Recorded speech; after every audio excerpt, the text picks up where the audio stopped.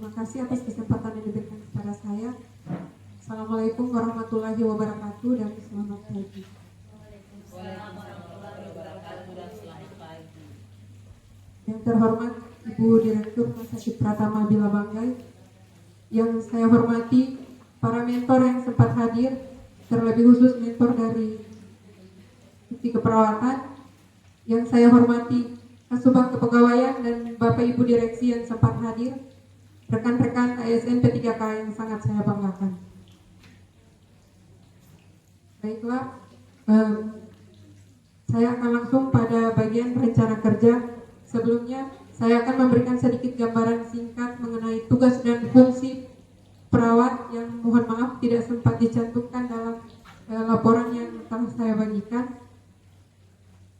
Berdasarkan Peraturan Menteri Kesehatan Republik Indonesia Nomor 4 Tahun 2002 tentang petunjuk teknis jabatan fungsional perawat, jabatan fungsional perawat ahli pertama itu jabatan yang melaksanakan tugas dan fungsi utama sesuai dengan kualifikasi personal tingkat dasar sesuai dengan Permenpan RB yang mengatur jabatan fungsional perawat.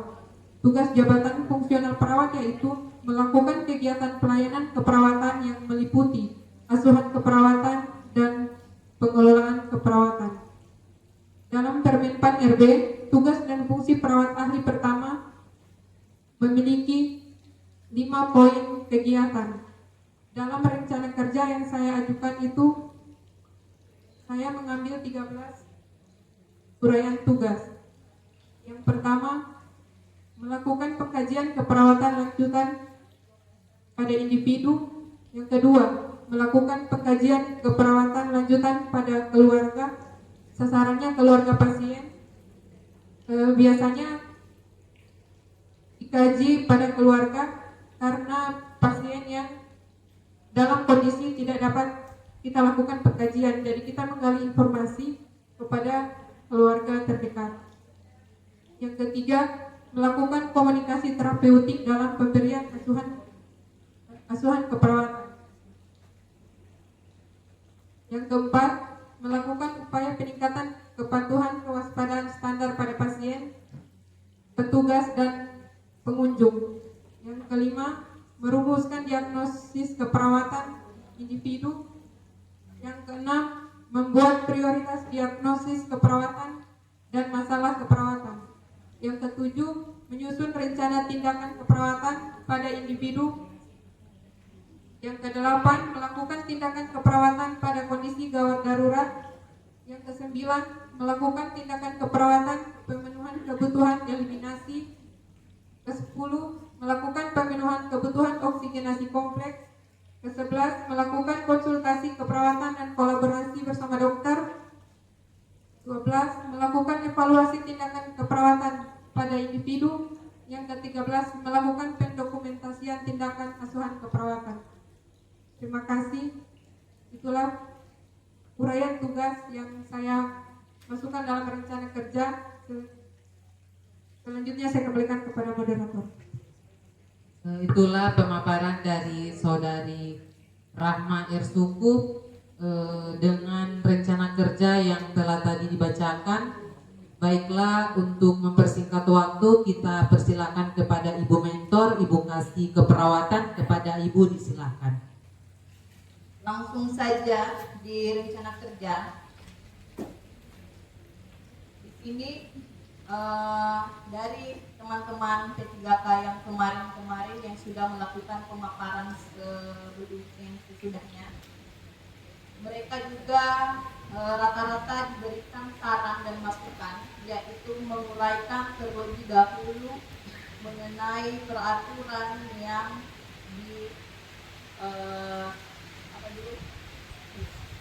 diambil, apakah Permenkes kah atau Permenpan. Saya pikir entah Permenkes atau Permenpan itu isinya untuk jabatan fungsional ahli pertama perawat itu sama, yaitu ada 51 poin. Jadi nanti tolong diuraikan secara umum terlebih dahulu sesuai dengan peraturan yang diambil, lalu menguraikan secara umum di mana Anda tempat bekerja, yaitu di Rumah Sakit Pratama. Ini dari 51 poin, saya melihat ada 13 poin yang dicantumkan. Untuk sedikit saran, tolong nanti dikoreksi kembali dari 51 poin tersebut. Ada beberapa yang seharusnya bisa masuk.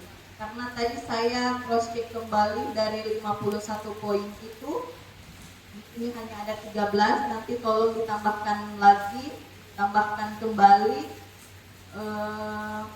untuk Permenkes nomor, untuk di poin 7 uraian tugas nomor 7 itu bisa masuk, nomor 9 nanti dilihat kembali apa-apa poin-poinnya, saya hanya menyebutkan nomornya, nomor 18, 20, 22, 23, 28, 41, saya pikir itu uraian tugas yang bisa dilakukan di rumah sakit ini.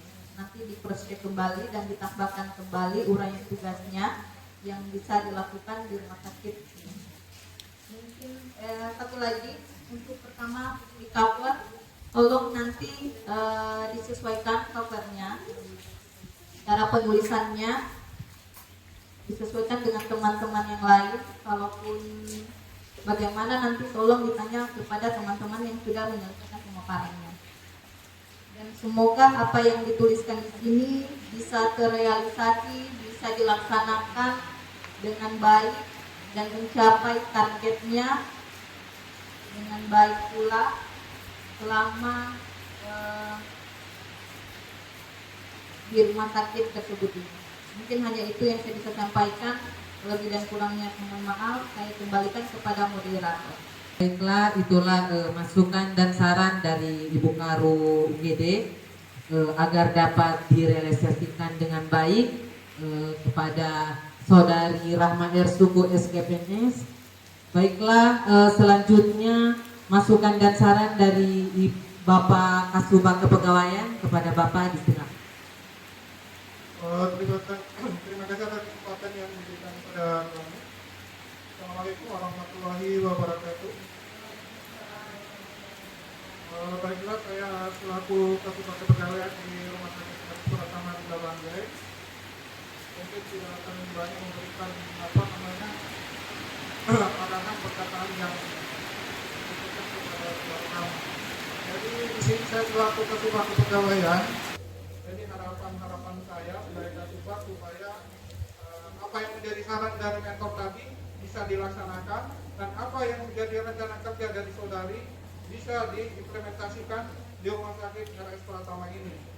Di samping itu, dengan adanya pendidikan dan arahan mengenai akhlak, itu supaya kami berharap saudari sebagai ASN P3K juga bisa mengimplementasikan juga mengenai etika dan akhlak tentang kepegawaian yang ada. Itulah yang menjadi saran dan harapan-harapan saya sebagai Kasubag Kepegawaian yang ada di Rumah Sakit Pratama ini.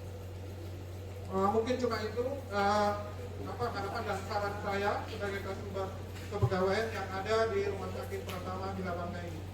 Dan akhirnya saya akhiri. Wassalamualaikum warahmatullahi wabarakatuh. Baiklah, itulah tadi masukan dan saran dari Bapak Kasubag Kepegawaian. Diucapkan banyak terima kasih. Berakhirnya tadi saran dari Ibu Mentor, Ibu Karu UGD dan Kasubag Kepegawaian, berakhir pula pemaparan laporan orientasi P3K dari Saudari Rahma Ersuku SKPNS. Kepada Ibu diucapkan terima kasih.